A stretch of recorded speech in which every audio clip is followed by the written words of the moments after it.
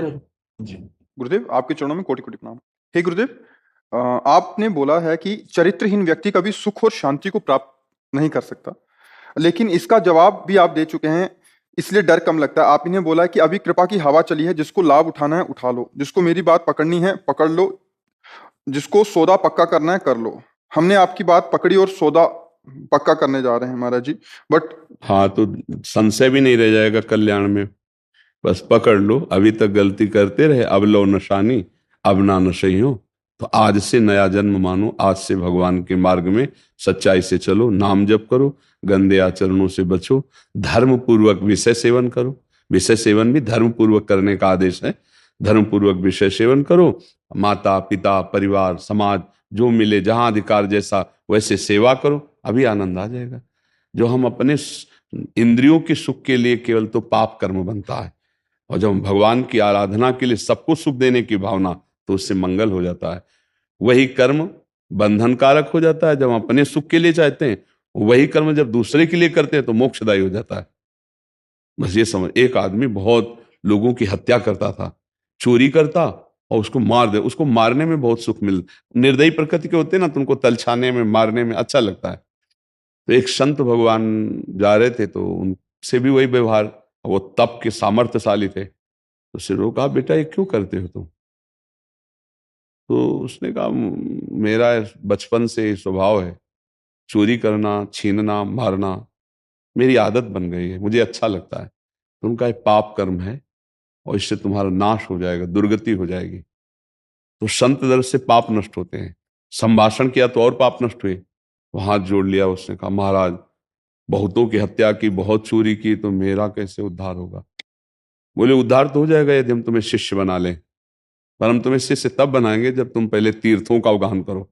भारत के तीर्थों का, अमुक अमुक तीर्थों में जाओ, स्नान करो, फिर पवित्र होकर आना, तब मैं। तो उनका, गुरु जी हम कब जानेंगे कि पवित्र हो गए? तो एक लकड़ी दी इतनी बड़ी सूखी, और कहा, जब तुम पवित्र हो जाओगे तीर्थों के अवगाहन आदि से, तो ये हरी हो जाएगी। जब हरी हो जाए वहीं से लौट आना, हम आपको दीक्षा दे देंगे, आपके सारे पाप नष्ट हो जाएंगे, आप भगवत प्राप्त हो जाएंगे। वो गया, 10-20 किलोमीटर चलने के बाद एक पेड़ जंगल में बहुत बड़ा बट वृक्ष था, तो सोचा रात्रि यहाँ गुजार लें। तो संध्या का समय वहीं आराम से लेट गया कि अब सुबह तीर्थ जाएंगे। तो उसमें 4 चोर चढ़े हुए थे, जो समीप के गांव में रात्रि में आग लगाने वाले थे, चारों तरफ से। वो प्लानिंग कर रहे थे कि तुम उत्तर की तरफ से, तुम दक्षिण की तरफ, कोई निकलने न पाए, जो निकले उसे ऐसे मारा जाए, पूरे गांव को नष्ट कर देंगे। तो उसने विचार किया, तीर्थ तो जा ही रहे हैं, और मारने का तो हैबिट, उसकी अभ्यास था ही मारने का। तो उसने कहा, जहाँ इतनों को मारा, 4 को और मार देते हैं, पूरा गांव बच जाएगा। नहीं, पूरी रात्रि में सोते समय पूरे गांव को मारेंगे ये चारों। तो कहा, ए भाई, अब बड़ा बट वृक्ष तो देख नहीं पाए थे कि नीचे वो बैठा है। बोले, तुम जिस वार्ता को कर रहे हो, तुम अभी विद्यार्थी हो, उसके हम टीचर हैं, गुरु हैं तुम्हारे, उतरो, हम प्लानिंग तुम्हें बताते हैं, नहीं तो मारे जाओगे तुम भी। वो देखा तो रूप उसका ऐसे दिखाई दे रहा था, भयानक रूप, और बलवान था ही वो। तो अब उतरेंगे तो एक ही एक ना, वो बड़ा वृक्ष था, जो उतरता उसी को मार देता। चारों को मार डाला। सोचा अब यहाँ हत्या कर दिया, यहाँ का को रुकेंगे, आगे रुकेंगे कहीं? लकड़ी उठाई तो हरी हो गई। उसने कहा, गुरुजी ने कहा था जहां से हरी हो जाए वहां से वापस आ जाला। गुरुजी के पास लौट गए। गुरुजी ने कहा कि हम जो इस कुटिया में थे, वो कहा, हम जानते थे कि तुम तीर्थ नहीं कर पाओगे, क्योंकि तुम्हारा हृदय बड़ा निकृष्ट है। तो उनका, गुरुजी मैं वापस इसीलिए नहीं आया, आपने कहा था लकड़ी हरी हो जाए तो जान लेना तुम्हारा हृदय पवित्र हो गया। तो हम तो अभी कोई तीर्थ ही नहीं गए, लकड़ी हरी हो गई। बोले, कैसे? बोले, हम कोई पुण्य नहीं किया, 4 को और मार के आए हैं। तब उन्होंने बताया पूरी कथा। तो उनका, देखो बेटा, अभी तक तुम अपने स्वार्थ के लिए मारते थे तो पाप हुआ, आज पूरे गांव को, पशु पक्षी कितने लोग, सबको वो आग लगाते, चारों तरफ से पूरा गांव जलता, पूरे गांव की रक्षा के लिए तुमने 4 को मार दिया, तो तुम्हारे सारे पाप नष्ट हो गए।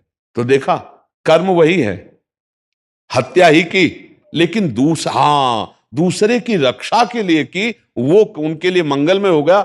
अपने सुख के लिए करता था, वो पाप हो गया। तो अपने सुख के लिए करने वाले से पाप बनते, और जब हम वही माता पिता परिवार समाज के सुख की भावना करते, तो वही पुण्य बन जाता है। कर्म वही, और पुण्य बन जाता है। जैसे हम दूसरे का धन छीन रहे, दूसरे के साथ अपवित्र व्यवहार कर रहे हैं, तो हम अपने सुख के लिए कर रहे हैं ना। और जब हम मेहनत करके अपना धन दूसरों के सुख में लगाने लगे तो वही हम महान पुरुष बन जाएंगे। तो ऐसा नहीं, हमसे गलती हो सकती है, पर गलती का सुधार करने के लिए ही मनुष्य जीवन है। अभी तो आपकी नई अवस्था है, आप बहुत अच्छे